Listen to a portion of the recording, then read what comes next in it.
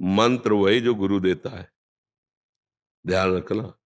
पढ़ के और जपना वो एक अलग चीज होती है, लेकिन जो गुरु परंपरा से सिद्ध होता चला रहा है, वो जब कान में मंत्र जाता है तो गुरु खुद पद्धति बताते हैं, ऐसे जपना।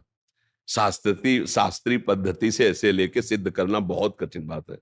जो गुरु आचार्य परंपरा से मंत्र आता है वो सिद्ध मंत्र आता है, अमुक अमुक अमुक अमुक अमुक अमुक, वो सब सिद्धों के द्वारा है ना। उसका साक्षात्कार किए हुए महापुरुषों से जब मिलता है, फिर हमको तो थोड़ा सब, जैसे चिंगारी है, थोड़ा फूस रखो, वो आग ज्वाला बन गई। अब चिंगारी पैदा करने के लिए अरण्य मंथन करना, तो ये जो मंत्र है सब सच्चिदानंद में, पर गुरु प्रदत्त मंत्र। जब आप निष्ठा से भगवत मार्ग में चलोगे तो सबसे पहले भगवान की कृपा होगी कि गुरु मिल जाएंगे। देखो, ध्रुव जी ने, जब उनकी माता ने खींच के, जा, अगर तुझे इस सिंहासन पर माँ पिता की गोद में बैठना है तो तपस्या कर और वरदान मांग। सुरुचि के गर्भ का बालक में, तू सुनीति के गर्भ से पैदा हुआ है, ध्रुव जी से कहा, भी माता के गर्भ, ऐसा नहीं। वो गए, वो माता जी बोले, माता जी इनका ठीक है, क्योंकि मुझे महाराज अब दासी भाव से भी नहीं देख रहे, यद्यप बड़ी महारानी वही है और सुरुचि नवीन, तो उन्होंने कहा महाराज जब ऐसा है तो उसका कहना भी ठीक है, बेटा यदि वास्तविक तुम पद प्राप्त करना चाहते हो तो भगवान की आराधना करो, ये सत्य वचन है, भगवान जो चाहोगे दे देंगे। चल पड़े 5 वर्ष के बालक, तो गुरु ना ढूंढना पड़ा, ना बुलाना पड़ा, ना चिंतन करना पड़ा। नगर से निकलते ही नारद जी मिल गए। कहाँ कहाँ ध्रुव, कहाँ जा रहे हो? बोले महाराज आपको पता होगा कि ऐसी ऐसी घटना घटी और अब मैं जाकर भगवान को रिझाऊंगा। तो उनका अभी चलते हैं, महाराज उत्तानपाद को आदेश करते हैं, अभी वो राज तिलक कर देंगे युवराज पद पे तुम्हारा, नहीं जाने की जरूरत। ध्रुव ने सोचा अभी कदम बढ़ाया तो युवराज पद मिलने की बात आ गई, अब तो रुकेंगे ही नहीं महाराज, अब तो निश्चित भजन कर ले जाएंगे। तो बोले वहां बहुत सिंह है, सर्प है, बिच्छू है, भय और प्रलोभन। उन्होंने कहा महाराज क्षत्रिय कुल में जन्म हुआ है, एक बार कदम बढ़ा दिया तो पीछे हटाएंगे नहीं, चाहे मृत्यु क्यों ना आ जाए। चेला पक्का, गुरुमंत्र उसी समय दे दिया, मांगना नहीं पड़ा, द्वादशाक्षर मंत्र गुरुमंत्र दिया और बोले जाओ। 6 महीने में भगवत साक्षात्कार कर लिया, क्योंकि सिद्ध मंत्र गुरु प्रदत्त है ना, बहुत जल्दी। तो मुझे लगता है गुरु का वर्ण करके उनके द्वारा दिए हुए मंत्र से फिर हमारा काम बहुत जल्दी बन जाए। मंत्र मूलम गुरु वाक्यम, गुरु के वचनों से निकला हुआ मंत्र। महर्षि आपने सत्संग में कृष्णाय वासुदेवाय वाला मंत्र बताया था, उसको किस विधि से जपा जाए फिर? ये तो प्रार्थना पुकार है, उसका जप का मतलब थोड़ी है। पुकार कैसे विधि से किया जाता है? आर्त भाव से। 20,000 राजाओं को बलि देने के लिए बंद किए हुए जरासंध, और समय नजदीक आ रहा है, पशुओं की तरह बलि दे देगा 20,000 राजाओं को।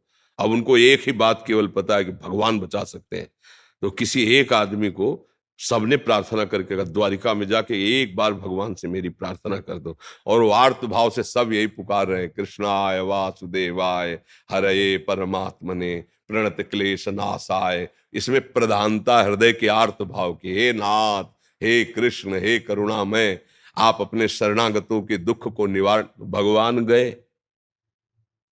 फेंक दिया, चिरवाक फेंक दिया जरासंध को और सब राजाओं को मुक्त करवाया। ले तो ये मंत्र जो है दुख निवृत्ति के लिए सिद्ध मंत्र है, पर थोड़ा जैसे शौच आदि से अपवित्र ऐसा मत, ये वैदिक मंत्र ही तो है ना, तो थोड़ा पवित्र होके, पर इसमें प्रधानता आर्त भाव की है कि अब आपके सिवा कोई हमारा नहीं जो दुख निवारण कर सके, और अंदर से बड़ा चमत्कारिक है, ये भी बात समझ लो।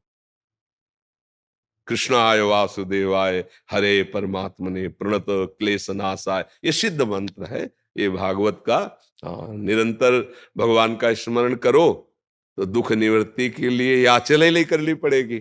बात समझो, अगर आपको नहीं रहा जा रहा तो फिर आपको ये अनुभूत मंत्र है, ये ऐसा नहीं है कि व्यर्थ चला जाएगा, नहीं। तो इसलिए महर्षि इसमें एक प्रश्न था, आपके सत्संग के माध्यम से हमें सुनने को मिलता है कि सब संत भगवानों की अलग अलग निष्ठा होती है, तो जो कोई अगर वो आज्ञा ऐसे कर देते हैं जो हमारे गुरुदेव ने हमें कुछ अलग आज्ञा किया है, तो उस कंडीशन में हमें क्या करना चाहिए? देखो, आज्ञा पालन तो सिर्फ गुरु वाणी का होता है, सेवा हम किसी की भी कर सकते हैं।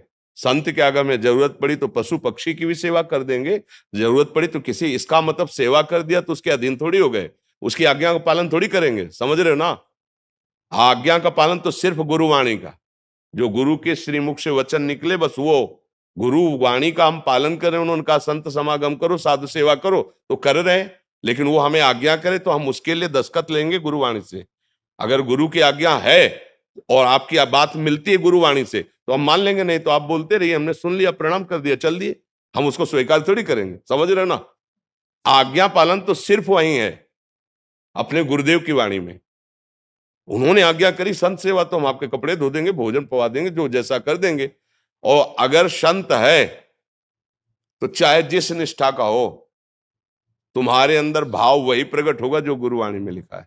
संत की ही वाणी तुमको वहां प्रकाशित करके वहां पहुंचा देगी जो गुरु कह रहे हैं। आप देख लो, हमने तो देखा है अन्य उपासना वाले महापुरुषों के जब समीप गए, उनके चरणों में पड़े, तो हमारे इष्ट की भक्ति बढ़ी है, हमारे गुरु चरणों में प्रेम बढ़ा है। ऐसा नहीं हुआ है कि उनके पास जाने से हमारे गुरु चरणों में प्रेम, हमें और गुरु प्रेम बढ़ा है। तो जहां सच्चे संत महापुरुषों की सेवा होती तो इष्ट और गुरुवाणी में प्रेम बढ़ता है। इसीलिए तो आज्ञा करिए कि संतों का समागम करो, साधु सेवा करो। तो इसका मतलब नहीं कि अगर हमारी सिद्धांत पद्धति से विरुद्ध कोई आचरण करे तब तो फिर मानना ही नहीं है ना। हमारी केवल आज्ञा है, भूखा है तो भोजन दे दीजिए, जरूरत है तो शरीर सेवा कर दीजिए, वो भी ढूंढ के नहीं करना। जहां हमें गुरु प्रसाद से पहुंचा दिया गया या वो हमारे समीप आ गए तो, नहीं तो हम अपने गुरु के द्वारा दिए हुए नाम मंत्र वाणी और उनके आदेशानुसार चल रहे हैं, हमें किसी की जरूरत नहीं। बात समझ लीजिए, हमारे समीप कोई आ गया है तो अगर भूखा है या वस्त्र है या औषधि है वो हम सेवा कर देते हैं। और अगर आज्ञा कोई ऐसा करता है जो हमारे सिद्धांत के विपरीत है, हम सुनते ही नहीं। ऐसे सिद्धांत से चला जाता है। हाँ जी, कुछ भक्तों ने आपके श्रीमुख से नाम चाहा। हम तो वृंदावनवासी, राधा उपासी, राधा राधा रटते, राधा वल्लभ श्री हरिवंश रटते। आपको जो गुरुदेव ने नाम दिया है, खूब नाम जप करो। ये बात समझ लीजिए कि सब साधन जितने हैं वो सब प्रभु के ही है, पर मन को जीतने का एकमात्र उपाय नाम जप है। जब तक आप नाम जप नहीं करेंगे तब तक मन की मनमानी बंद नहीं कर पाएंगे। आप गा लो, घंटा 2 घंटा जैसे कीर्तन भी करोगे ना, ये राजी रहेगा मन, पर ये मन बस में नहीं होगा। बस में होगा तब। अब देखो इसकी चाल, हलचल मचा देगा। थोड़ा शांत होइए, आंख खोल के या आंख बंद करके मंत्र में या नाम में लगिए, अंदर ही अंदर सुमिरन में आइए। और जहां सुमिरन में आएंगे तो देखना इसकी मार पड़नी शुरू हो जाएगी मन में। मन जलन पैदा कर देगा, भागने लगे, अब फंसा है। और जितना आप अंदर अंदर जप करेंगे उतना ही ये मन निर्मल होता जाएगा, आपके अधीन होता जाएगा। जब मन को परेशानी होती है तो हम लोग मन में तदात्म किए, इसलिए लगता है कि बस नाम जप मत करो, और चाहे जो कर लो। ढोलक बज रही, हारमोनियम बज रही, तबला बज रहा, नाच रहे, गा रहे, इसमें मन राजी हो जाएगा। लेकिन शांत बैठकर एकांत में गुरु चरणों को प्रणाम करके और फिर नाम में डूबना, ये बड़ा कठिन काम है। आप देख लो अंदर से, और यही मन को बहुत जल्दी निर्मल करता है। ऐसा नहीं, भगवान नाम कीर्तन, वाणी कीर्तन, ये सब बहुत मंगलमय है, लेकिन मन को अधीन करने के लिए एकमात्र उपाय है ना, अंदर ही अंदर सुमिरन करना, अंदर ही अंदर। तो जो नाम मिला है, जो मंत्र मिला है, खूब अंदर अंदर सुमिरन करो। सुमिरन से अंदर सब ठीक हो जाएगा। बढ़िया अंदर मन प्रसन्न है ना, तो बाहर से चाहे जितनी विपत्ति हो आप आनंदित। और अंदर से मन कलुषित है तो बाहर चाहे जितनी सुख सामग्री हो आपको सुख अनुभव में नहीं आएगा।